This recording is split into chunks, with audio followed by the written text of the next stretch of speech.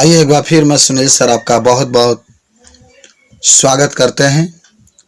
और आज हिंदी के अंतर्गत क्लास 12 के अंतर्गत आज जो हम लोग रश्मि रथी पढ़ रहे थे, उस रश्मि रथी के आज चतुर्थ सर्ग के बारे में पढ़ेंगे।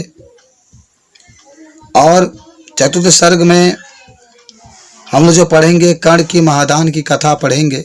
आपके प्रश्न में पूछा जाता है कि रश्मि रथी के चतुर्थी सर्ग के बारे में आप वर्णन कीजिए या कर्ण की महादान की कथा के बारे में वर्णन कीजिए।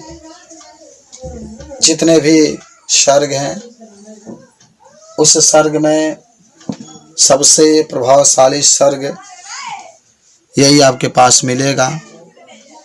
आइए इस सर्ग के बारे में हम लोग जिक्र करते हैं।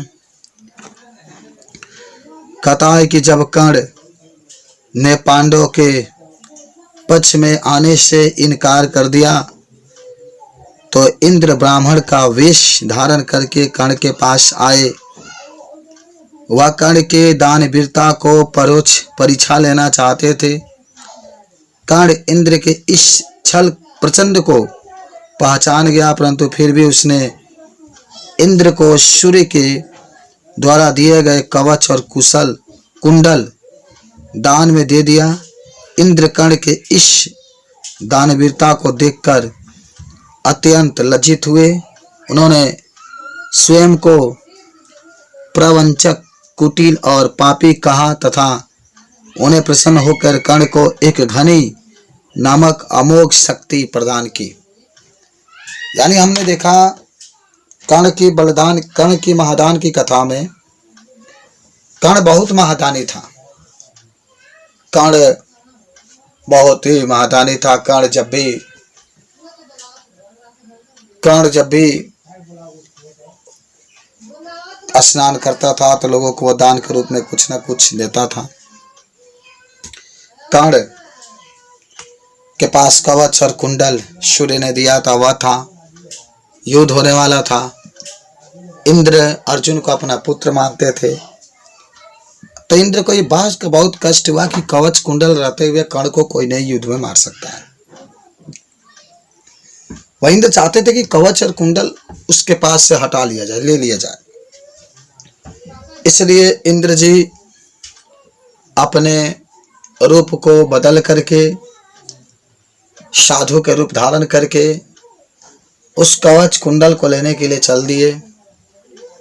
और सुबह के समय, जैसे कि आपको मैंने पहले बताया कि कर्ण जब भी स्नान करता था वह दान के रूप में कुछ ना कुछ देता था। तो सुबह के समय जब कर्ण स्नान कर लिए, स्नान करने के बाद उसके पास जब इंद्र जी साधु के रूप में आए तो कर्ण उनके छल कपट को जान गया, मान लिया, पहचान लिया। लेकिन फिर भी इंद्र जी ने जब स्नान करके आए तो कहा, करने की मांगी, क्या मांगते हैं आप? तो इंद्र जी बिना सोचे समझे उससे जो कवच और कुंडल था वह दान में मांग लिए।